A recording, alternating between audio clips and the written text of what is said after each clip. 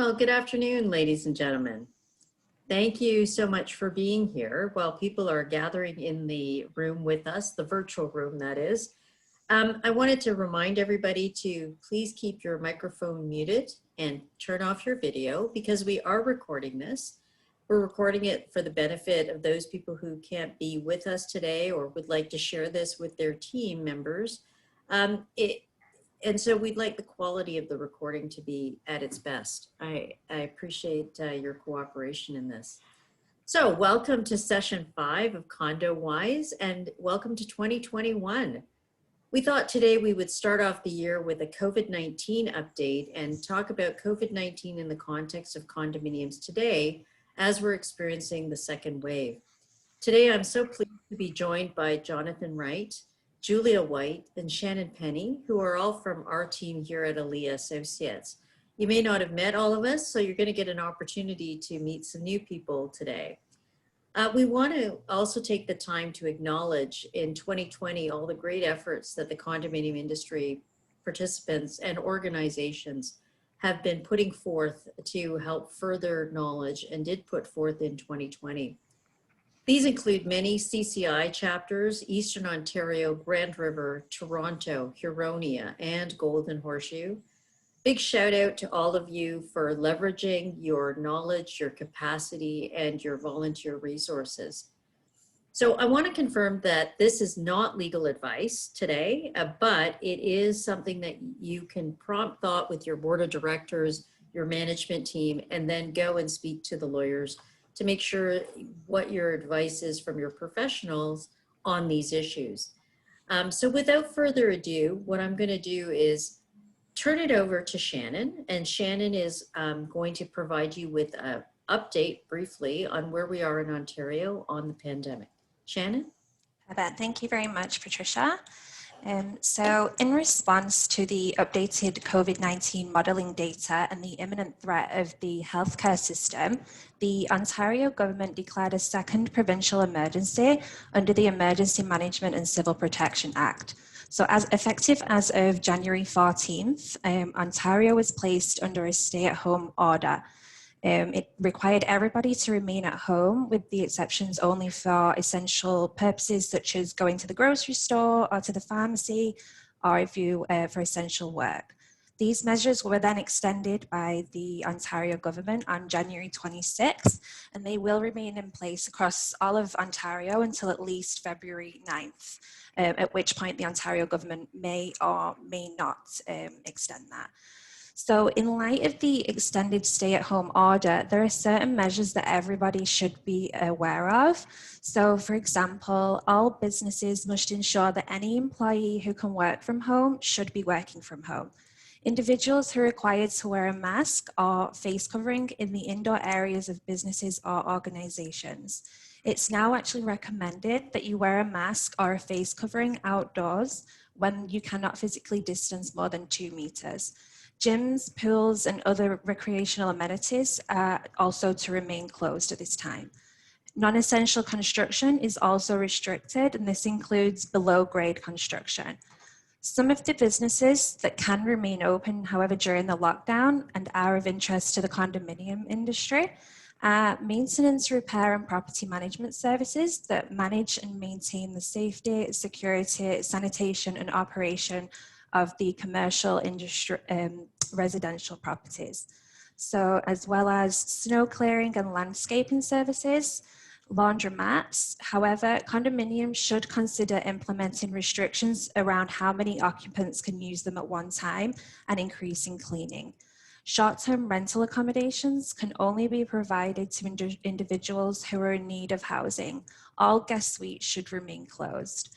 Open houses are prohibited. However, properties can be shown to individuals, but only on an appointment basis. Security services for residences and businesses can also remain operating. So these restrictions, they have raised questions by many condominium corporations as to whether condominiums can limit access to non-essential visitors. As it is reasonably foreseeable that somebody could perhaps contract COVID-19 while using the corporation's common elements, condominium corporations should be proactive in managing this risk. Reducing the number of visitors who attend the corporation will help reduce the potential transmission of the virus. During lockdown, visitor access should be limited to essential visitors such as personal healthcare workers or essential construction workers. While it is impractical to ban all visitors to the corporation, the condominium corporation should consider whether a ban of non-essential visitors is required. The corporation has the right to make policies that govern the community, and COVID-19 policies have actually been upheld by the court where they have been enforced. A corporation may wish to develop a visitor protocol. This would require that all visitors identify themselves on arrival as whether they are essential or non-essential, identify the purpose for their visit, and also be screened before being permitted entry to the premises. The purpose of the lockdown is to limit contact between individuals to reduce and eliminate, where possible, the spread of COVID-19. The more people that visit a condominium, the higher the risk of transmission. As always, condominiums must continue to operate in compliance with the advice and recommended instructions from the Chief Medical Officer of Health. So this includes preparing and making available a COVID-19 safety plan. A copy of this should be made available to any person for review and posted to come to the attention for those individuals who visit the property. So if you do want a template of this can be found on the Ontario government website. So condominiums should also screen workers and essential visitors when entering the building, as I'd already mentioned. They should practice physical distance and limit capacity to maintain 2 meters of distance from one another, and also ensure that cleaning and disinfecting is done as frequently as necessary to maintain a sanitary condition. So I'll now pass you back to Patricia, who's going to go through the impact that this has had on the condominium industry. Thank you. Thanks very much, Shannon. That was a great update. I appreciate it, keeping us current. If we could advance the slide, please, and play the video. So while this video is playing, it's actually a video to show the different levels of face covering and mask effectiveness. I think it's always important to bring visual elements to our presentations to help clearly set parameters around what we're trying to avoid. With these videos, I don't think I'll ever not wear a mask again in a public space, whether there's a pandemic or not. And what this video does is the person right now is counting. So this is just normal speaking. And you're seeing the level of where, what the aerosol or airdrop, the droplet rates would be. This is also going to go through a variation of sneezing and coughing, so you can understand and appreciate where we're managing risk. And I did this intentionally because I'm talking about policies and procedures. And I'm just going to provide some general comments while the video is playing. Condominium policies generally must manage 3 types of relationships. The relationship between the corporation and the unit owner and other unit owners, and third parties in the corporation. This means that all policies and procedures must do their best to assess risks from these various perspectives. And the reason that we're using the video today is to show that this flows both ways. It's not just the person who is wearing a mask and one individual. It's everybody that's wearing a mask or not wearing a mask. It's the quality of the mask. It's the nature of the protection that's being implemented. So with masks and face shields, condominium corporations, if we could advance to the next slide, please. So with wearing masks and face shields, condominium corporations should create a mask policy that complies with applicable laws, as Shannon has indicated. They also should have visitor protocols. The question is, where are you in the province and what are the standards? In the city of Toronto, there has been the implementation of policies that require that the operator of an establishment shall require the use of a mask or a face covering in a manner which covers their mouth, nose, and chin. There are exemptions under the policy, of course, and every policy should consider these: children under 2 years of age, persons with an underlying medical condition which inhibits their ability to wear a mask or face covering, persons who are unable to place or remove a mask or face covering without assistance, employees and agents of the person responsible for the establishment within an area designated for them and not for public access, or within or behind a physical barrier. So for example, your concierge desks, and persons who are reasonably accommodated by not wearing a mask or a face covering in accordance with the Ontario Human Rights Code.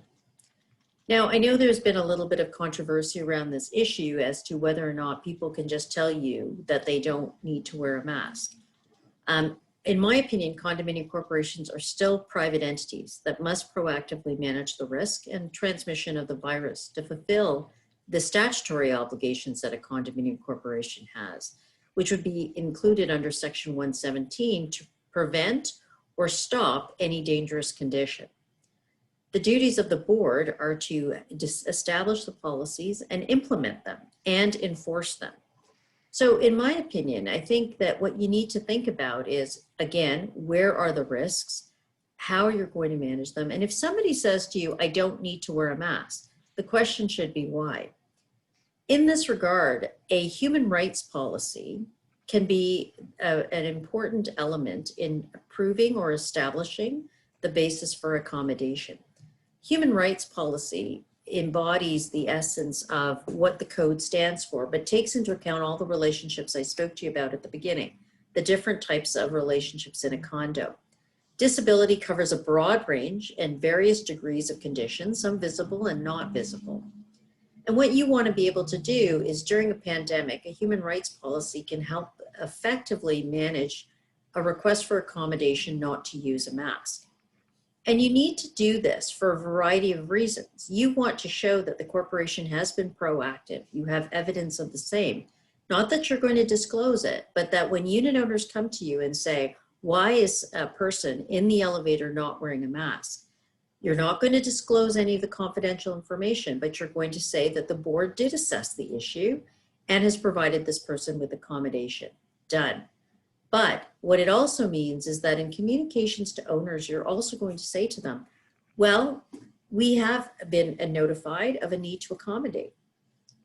We're not telling you who, we're not telling you why. But at the same time, could you please take extra precautions when you are in an elevator, for example, when you touch surfaces? Because the video also indicates how this virus is being spread. It's through droplets, but also now there's further information on aerosol, right? So it's also the particles lingering in the air. So then again, when you're doing your human rights policy, you need to know the type and scope of medical information that should be included to be able to establish the need for accommodation. And that includes, and this is according to the Human Rights Tribunal's own website, that the person has a disability, so they need to establish that. The limitations or needs associated with the disability. In this case, it be that we cannot wear, or I cannot wear, a mask. Whether the person can perform the essential requirements or be in the community without accommodation or not. And the type of accommodation that may be needed to allow persons to fulfill the requirement to exist in the condominium. Here's one of the challenges on human rights issues, which I think you can, with a good policy, help a request for accommodation unit owner resident navigate effectively, which is that you get them to provide you, the board, with information on how to best accommodate. So if a doctor, for example, a respiratory specialist, says, I've been treating so-and-so for X number of years, this person requires, because of their condition, the underlying condition, let's say being cardiac or a pulmonary disorder, needs to not wear a mask. But, and so accordingly, we require that this accommodation be provided. So with this said, it's important that the person be accommodated and that reasonable parameters be put around this. Why? Because a condominium corporation is actually balancing interests here. They're balancing the interests of the people who are going to be exposed to somebody not wearing a mask. And the corporation wants to take an abundance of caution to balance the human rights of both parties, parties needing accommodation, but also the parties that have the right not to be exposed, for example, to the virus. This is going to be another balancing interest. It's just like with smoking. Those people who have the right to be not exposed to secondhand smoke. So you need more information about the disability and you need to manage it properly. There's a case that I think is a very good case, even though there has been some retraction away from this case. But the Dominelli case in the condominium industry world was very good at talking about the process. And the party requesting the accommodation bears the initial onus of establishing a prima facie case of discrimination under the code. They must establish that the individual has a disability within the meaning of the code and that a requirement imposed by an individual adversely affects the person because of the disability, i.e. wearing a mask negatively impacts a person with a disability that is impacted by the wearing of a mask. Okay, so these are helpful things that if you put into a policy, you establish the test according to the case law, you can move people through processes really quickly. And I think that's very helpful. With that said, the question is, how are you going to manage the information that you're getting? So everybody should have an information management policy. Section 55 of the Act does talk about what records we can disclose, what we can't. Personal information about unit owners is not disclosable, but an information policy goes further. It talks about other relationships that are not addressed under the Act. Again, for example, you want to know how you're going to collect, store, and distribute information that is confidential in nature during COVID, but use it effectively. For example, you have a service provider that has employees that come to the corporation every day. You find out, as let's say the manager or the board of directors, that one of the members of that team has COVID and is now in isolation and is being treated. Now, what is the relationship between you and the service provider? Well, you should have your COVID protocols in place in terms of disclosure, but now you have that information. What is your protocol around managing sensitive information, and how much sensitive information do you need? Why is this important? Well, you have to also appreciate that your third-party service provider has an obligation to manage its own risks to its own employees. So you have to work together. Why? Because this person has come into a spot, your condominium, and has potentially exposed people to COVID. So we need to ensure that we have the right data from the third-party service provider. When was the person here? When did they find out about their infection? Have they been isolated? Who were they exposed to while they were here? Was it residents or was it only other service providers? Why? Because you as the board of directors are going to track now other steps that you have to take. Cleaning, contact tracing, limited, of course, to where the scope of risk should be expanded to, but nonetheless showing that the board of directors, the corporation, took the necessary steps when they knew to manage the issues. So I think it shows you how we have different policies in place. Now I'm going to take a little bit of a step aside here and go somewhere else, which is workplace violence and harassment. I think this is a very important policy to have in place. Why? Everybody is home. Everybody's in the condo. Everybody's getting on everybody's nerves. And who are your frontline workers? Management. Your condominium is a workplace for the purpose of the OHSA. You need to protect your frontline workers.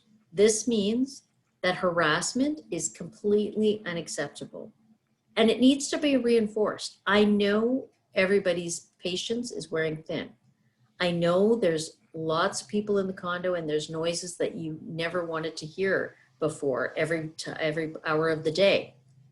But we really need to make sure that everybody understands that our management teams, our employees need to be treated with respect and dignity and that they cannot be harassed.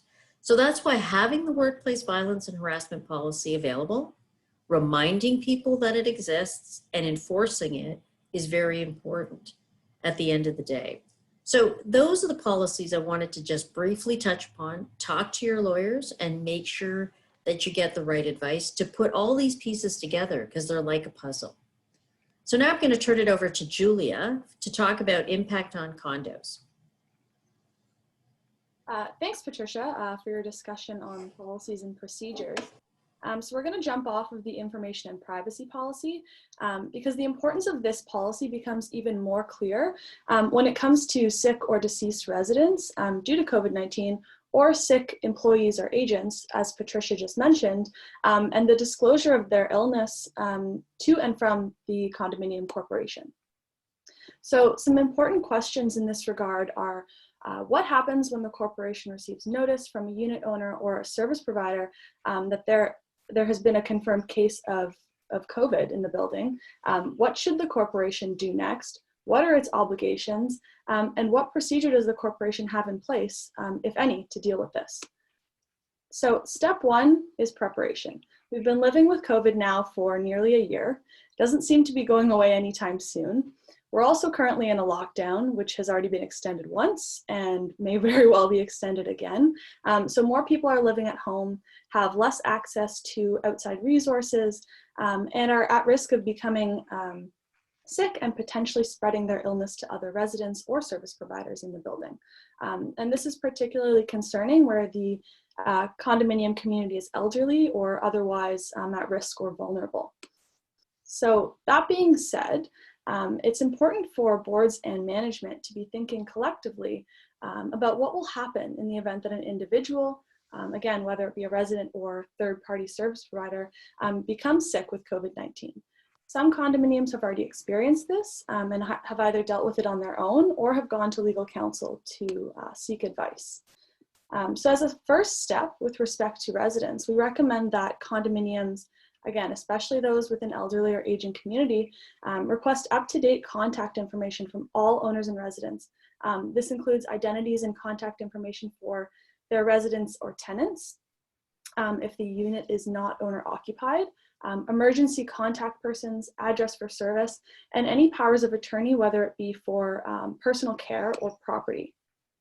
While the corporation is not obligated to request this information, and it's actually the obligation of the unit owner to update the corporation's records, this information will be critical in the event that a resident becomes sick or in the unfortunate circumstance that they pass away, whether it be in the unit or while they're in hospital and then not returning to the unit. So in such case, it's important for both the owner, resident, as well as the corporation to have accurate contact information to ensure that the legal rights of all parties are respected and to ensure an efficient and safe process. So in the event that a resident becomes sick or deceased, the corporation will need to know whether it should be dealing with the individual themselves, an estate, a power of attorney, or a family member or emergency contact.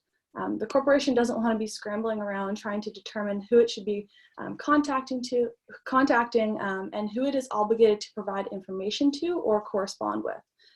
Also, in the event that a resident or owner is sick or dies and doesn't pay their common expenses or leaves their unit in a state which does or could constitute a dangerous condition, again, who does the corporation contact? What if the corporation needs to pay for sanitization or other costs, or the failure to pay maintenance fees results in arrears and a lien situation, and then the corporation needs to proceed with power of sale or action for possession? These are all important questions for boards and management, and they should be thinking about and preparing for these. So some further questions that condominiums should consider are whether the condo is obligated to inform other residents in the building of an infected or deceased resident and provide notice and information regarding the same. What protocols should be followed regarding transmission of private health information, and whether there is an obligation to conduct a thorough cleaning following confirmation of a positive case or death. So with respect to notice, the board will need access to sensitive information in order to fulfill its obligations under the Act and ensure that there's no dangerous condition and to reduce transmission of the virus. While the corporation doesn't necessarily need access to names of infected persons or the identity of those who may have been in contact with an infected individual, the board needs sufficient information to assess further risk to the community and take steps to minimize that risk. So where a resident or staff member has advised the corporation of infection, corporations should recommend that the resident or staff member contact its local health department, who can then provide guidance as to quarantine, testing, and other recommended steps. The corporation should also contact public health with respect to contact tracing, and based on the information they receive from public health, can make a plan as to what kind of contact tracing they should be engaging in. So while there's no specific obligation to do so, we recommend that corporations inform the community that a positive case of COVID-19 has been reported to the board or management, and that the corporation is working with that individual to ensure that they are self-isolating, and that the corporation will be providing additional assistance necessary with respect to the same, such as food delivery or additional cleaning services. And the corporation should also reinforce all COVID-19 protocols that it already has in place, including cleaning protocols, and should ask unit owners and residents to continue to be cautious and diligent. So in order to confirm its process, corporations should prepare and consider a few things. So number one would be a protocol for reporting cases to the board by residents that will capture the information that is required, while also protecting the identity of the individuals affected by COVID-19. This procedure should be made in conjunction with an information and privacy policy. Along with this, corporations should confirm the limited scope of information to be provided to other residents in the building who may have been exposed to the infected individual. And then based on this, prepare draft communication from the board to all residents to provide assurance that board and management have taken reasonable and necessary steps to protect the community from further transmission of the virus. And this is the notice piece. So in this situation, the goal is to encourage confidential disclosure of information to the board and management, again, to a limited extent. It's in everybody's best interest for owners and residents to feel comfortable and confident in advising management and the board where they have tested positive or believe that they have contracted the virus. So for example, if they're experiencing symptoms and feeling unwell. This way, the corporation can take adequate steps to notify other residents and perform any cleaning or sanitization necessary, as well as assist the individual who now has to quarantine. The goal is open communication between the parties. The board should reassure its owners and residents that it's acting proactively and is dedicated to staying informed and managing the risks associated with a positive case of COVID-19. And should ensure its owners and residents that, that steps are being taken by the corporation, including cleaning and sanitization. Also, as Patricia discussed above, corporations should have a policy in place to manage private and confidential information disclosed or provided to it to cover the various interests at play. So this kind of a policy will outline the corporation's rights and legal obligations with respect to the collection, use, and disclosure of sensitive or private information. And if there is a third-party supplier or service provider that discloses information, certain additional pieces of information may need to be collected or tracked. Sorry, discloses infection.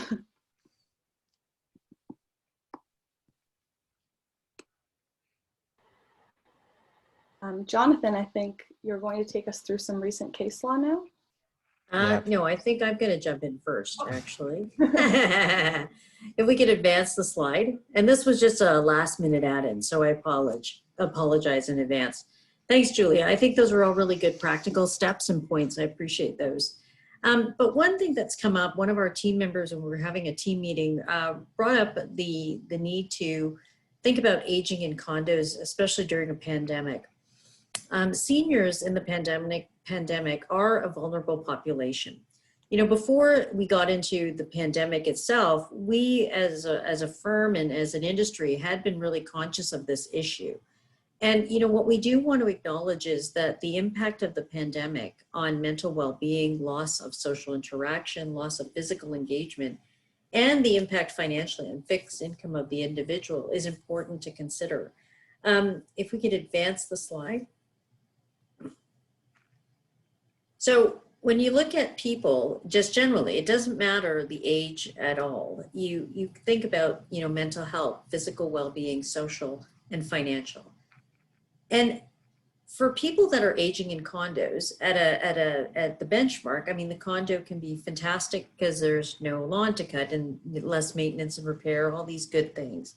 But it was also the opportunity, and is the opportunity, for community. If we could advance the next slide, please. And community in a condo is important because right now the condo is really that place for many people because they don't have access to their usual external support systems. You know, they may have their partners with them, but their families, their grandchildren, children are not able to visit. Okay, so we need to think about where this pandemic has put our more vulnerable populations in terms of, you know, making them even more vulnerable. Okay, and so what we wanted to do is just to suggest ways to reach out and connect with these populations and individuals in our community. We came up as a team, and maybe you're already doing this, and if you want to share great ideas in the chat, we are so happy if you do that. But we came up with virtual coffee mornings. Many communities, including the condo where I sat on the board, always had a Monday morning coffee get together. So why not continue that? You know, why not figure out how to get people involved in having a conversation? Now, I know Zoom can be a bit of a technical challenge for some people, but, you know, once upon a time, cell phones were you know, new technology. If we can facilitate, help use our tools as a community to get people online with these platforms, I think it would be great to be able to have a virtual coffee morning, to have a Kahoot It for the community on questions that are about the community. So people can, you know, jump into Kahoot, play a game that's been prepared by the contributions of, you know, a social committee, and get people interacting. You know, we could also develop a buddy system, and not in-person meetings. I am not endorsing that, but picking up the phone. That phone technology still works. Many people love to use the phone still, and why not set up those systems? Not for anything more than just touching base with somebody on a daily, weekly basis to know that somebody is thinking about them and that somebody cares. So, you know, to us, we have to remember that this pandemic has impacts on all of us. We get that, but there may be some people in our community that have that are feeling greater effects. And it, you know, this is even when we're looking at our community, we have to think about social services and how they're going to come into the condo and service our people that need assistance. We need to think about accessibility still and how we can do it safely. We still have to think about healthcare services, for example, you know, personal care workers, but making sure that they're not transmitting the viruses, and then having our policies and procedures to back us up on how we're going to do things. So, you know, we just wanted to add this little piece in so that we could not forget people, because this is what it's all about at the end of days and end of the day in condos. It's about people. So if we could go to our next slide, please. Thank you. And John, I think this is your baby. John is one of our litigators, loves the law, and so he's picked a few cases to give you an update on. Thanks, John. Thanks very much, Patricia. So just following on from Patricia talking about community, this case is maybe more discussion on the dark side of community and the sort of bad side of it, unfortunately, and maybe should have talked about the other case first of all, but I'll proceed with this one. This case is Kaplan v. Attis. It's a recent case that came out, I believe, late last week, and really sort of introduced a new tool that we have as condominium lawyers that can be used to sort of assist with bringing about compliance. So I'll talk a little about the facts of this case and why it's important, and then maybe some takeaways and how this can be used. And then I have another case that I want to touch on as well. So this case, Kaplan v. Attis, the Superior Court of Justice recognized a new common law tort of internet harassment to address conduct that the court found was extremely egregious. And when I speak about torts, if you picture sort of the definition of a tort as being a civil wrong that causes somebody to suffer a loss or a harm, or that their rights have been infringed, I think that would be the easiest way to frame that. And if you think of a driver, causing an accident and resulting in some harm to somebody, perhaps while they were drunk or talking on the phone, that would be an example of negligence, which is a tort, and it can result in compensation to a victim. So in this particular case, the decision comes almost 2 years after the Court of Appeal declined to recognize a common law tort of general harassment. So you may think of people that threaten to sue you for harassing them, or say they're going to take you to court for harassing them. Outside of workplace harassment, which admittedly is a different subject altogether, there is no common law tort of harassment. You can't be sued for harassment per se. So the court created this tort, and I'll explain why. This case arose from what the court described as extraordinary campaigns of malicious harassment and defamation that carried out unchecked for many years as an unlawful act of reprisal. And the defendant in this case, Miss Attis, or Attas, I'm not actually sure how it's pronounced, so I apologize for that. But the defendant used the internet to spread various falsehoods, including allegations ranging from professional misconduct on one side, and perhaps on the other side to pedophilia. It's quite a large range of allegations, and these allegations were directed at over 150 people with whom she held perceived grievances at. Her victims included former employers, adverse parties in litigation, former lawyers, relatives of those individuals that she had perceived grievances with, their siblings, spouses, children, and all this conduct carried on for a period of over 15 years. In spite of the court ordering her to stop the conduct, an assignment that she made into bankruptcy to make herself judgment proof, essentially allowing herself to carry on this activity without any fear of damages being ordered against her. A declaration that she was a vexatious litigant, and perhaps the most serious, 74 days of incarceration because she was in breach of these contempt orders. The judge in this particular case sort of opened up his judgment in perhaps one of the most scathing things I've ever read about an individual. The judge said, "Serious mental illness must underline this conduct. What person of sound mental health would throw away more than a decade of her life, her material prosperity, and risk her liberty for such paltry visceral satisfaction? The obsession seems clear. Her lack of empathy is sociopathic."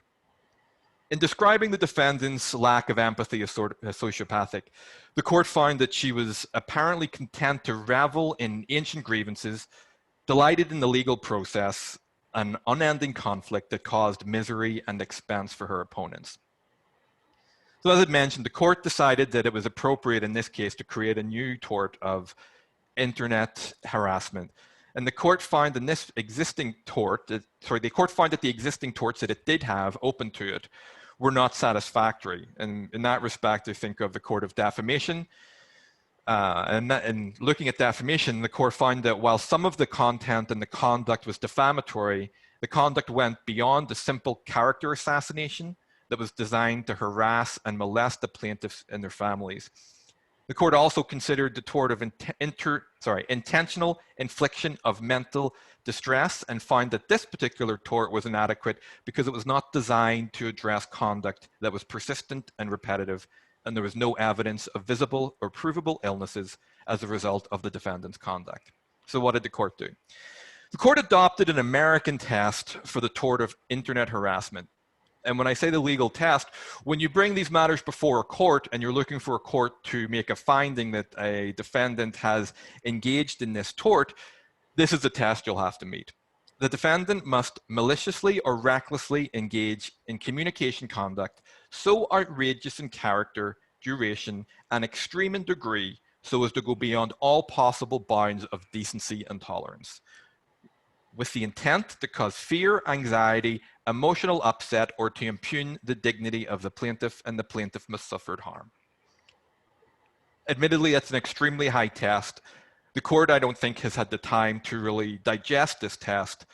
And as I'd already mentioned, the Court of Appeal sort of kicked back an earlier attempt to impose a tort of harassment in Ontario. So we don't really know how this tort is going to apply on a day-to-day basis outside of what this one judge has had to say. And I don't know if we're going to see that many cases that come before this court on this basis, given the robustness of the test that has to be met. So given that the conduct complained of in this particular case is extremely high, when I think about takeaways from this case, the really obvious takeaway is not to dedicate 15 years of your life to really seek to harm somebody, their family, and anybody related to them for a perceived grievances. And I really don't believe there's anybody here that's going down that track and focusing on a more micro, perhaps, level of how this would apply. You know, I've seen the emails from property managers, from board members and unit owners where, you know, there's issues that are raised where one particular person is maybe emailing them continually or emailing other people about, you know, their conduct, makes really bold allegations, you know, really piles it on in terms of they're terrible at their job, property management's awful, they do this wrong, the board is, I've seen board allegations that they're stealing money, all of this. And although those initial emails may not go to the standard of this particular test, it's certainly something that if these allegations are brought to us and you want, you know, or your lawyers to address these particular complaints and to try and shut down this sort of campaign, we have another tool in the tool belt to do that.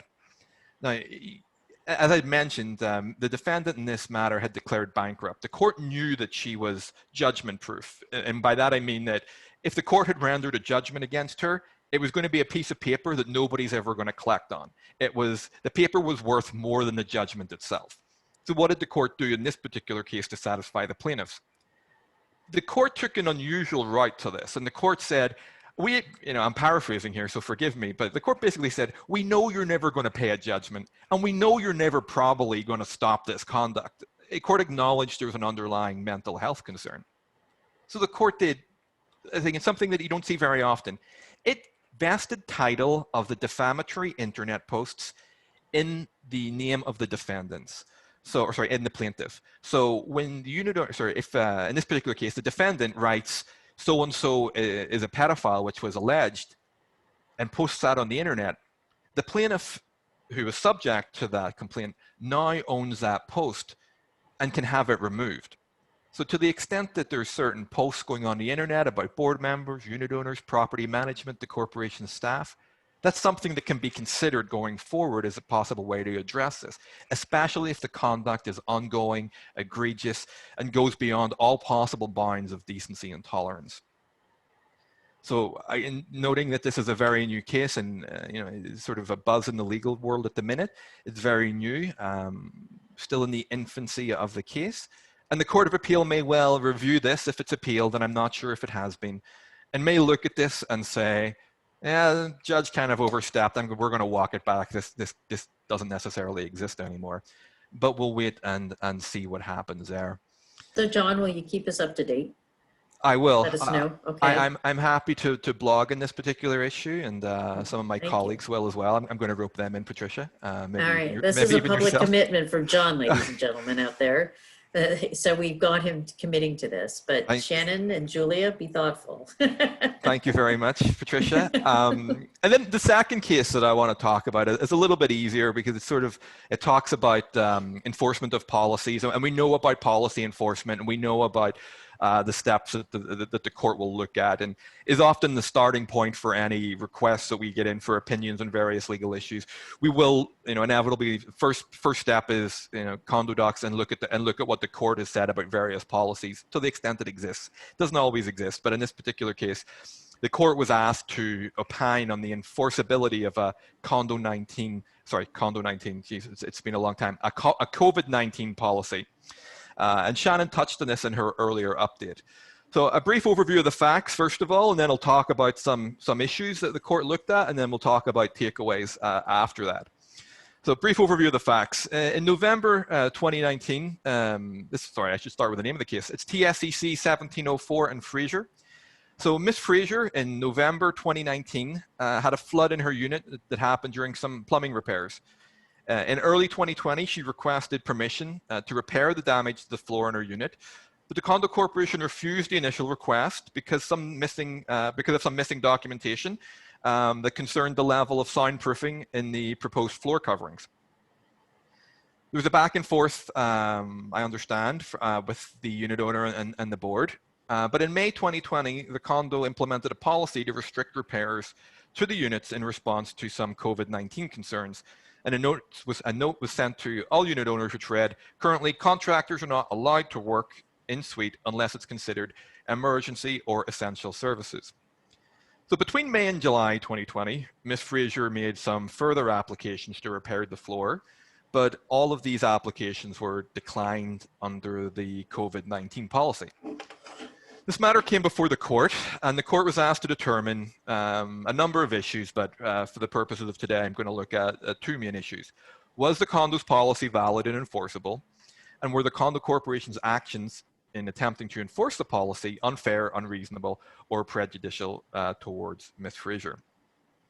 So issue one, with respect to the policy being valid and enforceable, and my takeaways will be at the bottom here. The court found that the policy was reasonable and could be enforced. Takeaway number one, you can enforce COVID-19 policies. Very simple.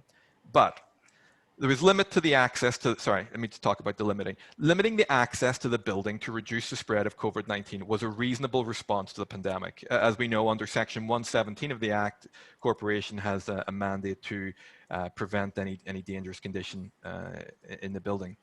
It was also noted that the policy was not absolute and made exceptions for emergencies and essential services. And while Ms. Fraser agreed and admitted herself that initially the policy was reasonable, she took the position that because the government authorized the reopening of services, that the Condo Corporation was then required to rescind its policy in line with the government's new direction.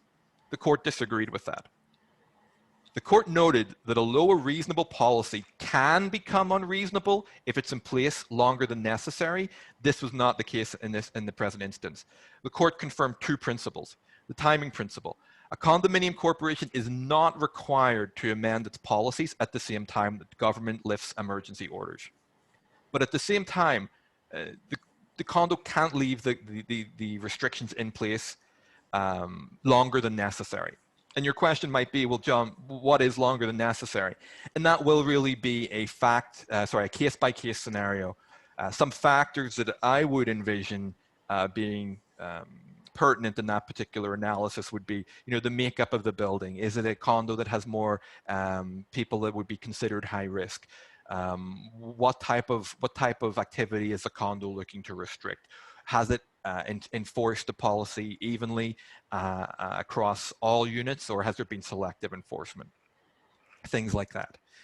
And then the court looked at the restrictiveness principle, and the restrictions adopted by the condominium corporation may actually be stricter than those placed in place by government bodies, so long, again, as the policies are reasonable. And again, this will be on a case-by-case basis. What is reasonable? Again, the same factors that I had mentioned previously are factors that I personally would consider to be pertinent. And Patricia and Julia, feel free to weigh in after I've finished on anything that you feel may be relevant to that. The second issue, were the condominium corporation's actions in enforcing the policy unfair, unreasonable, or prejudicial to Ms. Fraser? Ms. Fraser certainly argued that the Condo Corporation applied the policy unevenly, including allowing work by another unit holder in the month of June to fix an active leak. And in that respect, the unit owner in that case supplied insurance documentation to support her claim, and the board applied the policy and permitted the unit owner to fix the leak in the floor under the emergency or essential services exception to the policy. Notably, at the same time, 5 other requests for renovations during the time period that the policy was enforced were turned down by the corporation. So the evidence on this particular point did not support a finding that Ms. Fraser was treated unfairly or that the board applied the policy unevenly. And in that respect, my takeaways would be to make sure that, if you're enforcing a policy, make sure that all your records support even enforcement. The court has in the past and will in the future rule on cases where there's been selective enforcement. And if there's evidence of selective enforcement, there may be some hard arguments for the condominium corporation to make to the court to say why their policies, rules, etc. should be enforced. So keep records of all the requests you get, all the requests that you're declined. Evidence the reasons of the decline well, and make sure they're well structured.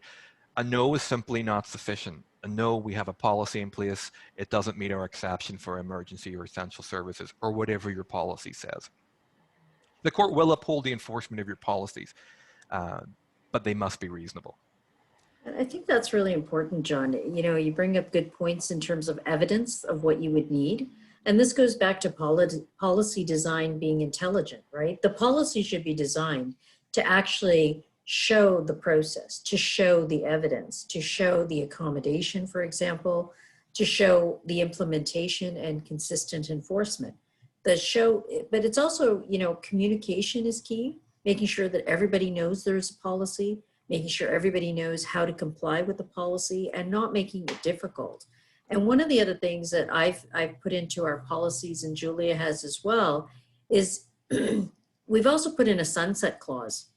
I think this is a tool which we use a lot in the corporate kind of dynamic when we're setting up things that we want to review. So what we say in our policies is that this policy will be in effect for the next 6 months. And that what will happen is we can do it in such a way that the board will review that at the 6-month mark and say, yes, it's still required, because yes, we're still in a pandemic. What that does, though, it communicates to people in the community that the policy is not necessarily going to be forever, that it's subject to certain pieces of due diligence that the board will do in 6 months. What does that do? It gives your community comfort that, like I said, it's not forever. It's not in perpetuity. It's going to be as it is appropriate, which I think as well goes to supporting what the court has done and what the court has said about reasonableness. If the court can see that the corporation has been so proactive to review its policies every 6 months during the pandemic to make sure that those policies are still applicable, and decided that they were. What do you think, John? How do you think the court's going to look at that if we're proactively managing our policy?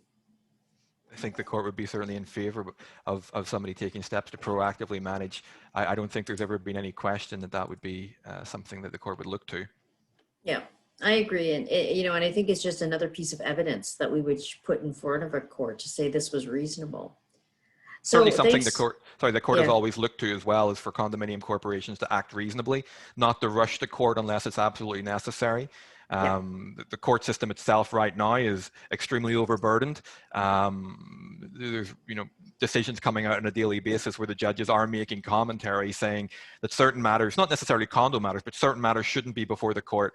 Other steps, alternative dispute resolution were necessary or could have been in place. And at the worst, if you've taken all the steps that are reasonable and necessary and nothing has worked and you go to court, it supports the condo making a request for its full indemnity costs, especially under Section 134. And if outside of Section 134, a higher scale of costs, whether it be substantial indemnity as opposed to partial indemnity costs. Yeah. And that's all important in terms of recouping costs and making sure the condo doesn't pay excessively. So we have a few questions. So I'm going to ask this to my panel of lawyers. City of Toronto have put mask wearing responsibilities on the condominium and property management by having a mask policy in place. Even with a mask policy in place, if the City of Toronto cannot enforce under their bylaw, how is management supposed to enforce the wearing of a mask? Well, I think anybody want to take a jump at this? Julia? I think the corporation could put a rule in place to supplement its policy, and that way it's able to enforce it with respect to the rule. Yeah, agreed. And that's exactly the mechanism. You have to have an enforceable component to your policy if you're going to try and enforce compliance. how can management or condos stop people from gathering more than the allowable limit in their units? We have a resident who has multiple people over many times a week or over the weekend under the new emergency restrictions. This puts us all at risk because they're entering the lobby, elevator, and hallway. Thoughts, John? I think that's a difficult one. Obviously, you can't remove people from the units, and you shouldn't be attempting to. It may require certainly reaching out to the municipal police force and letting them know there's a breach ongoing, and trying to not pass the buck per se, but pass the enforcement onto a more authoritative body. In this particular, so I'm just thinking of particular instances where police have showed up, knocked on the door, and everyone's scattered, things like that. So that may be one way. And certainly evidence is the condo's attempts to comply in case there's other unit owners that then are complaining, so-and-so's doing this, so-and-so's doing that, breach of this, breach of that, putting us in danger. All valid concerns, I'm sure. But for the condo to be showing that they're taking steps, they're involving the police when necessary, it shows a level of due diligence that shows an attempt to enforce as well. And I also think that people should know that. I think this is the other thing. I think one of the important factors is communication. And if people in the community are told that there is a resident or residents, it could be plural, that are having gatherings that are in contravention of the applicable laws, the corporation is confirming that that is not sanctioned by the corporation. We would ask unit owners to let us know about it, and the corporation will take the necessary steps in order to ensure compliance with its own policies and its own obligations, including calling the police. Like, I think you give everybody the knowledge and you give everybody the heads up, and then you do it. You call them once, twice, and it may stop. And if it doesn't, then you pursue as well the civil compliance piece through your condominium lawyer to affect compliance. Have a rule, the rule is clear, and say, now you're in breach. And I think it's important that people understand that, there's no exemption to these rules, the laws. It's evident that that COVID is spreading, and we need to stop it. So I think you've got to be proactive and get on that communication piece.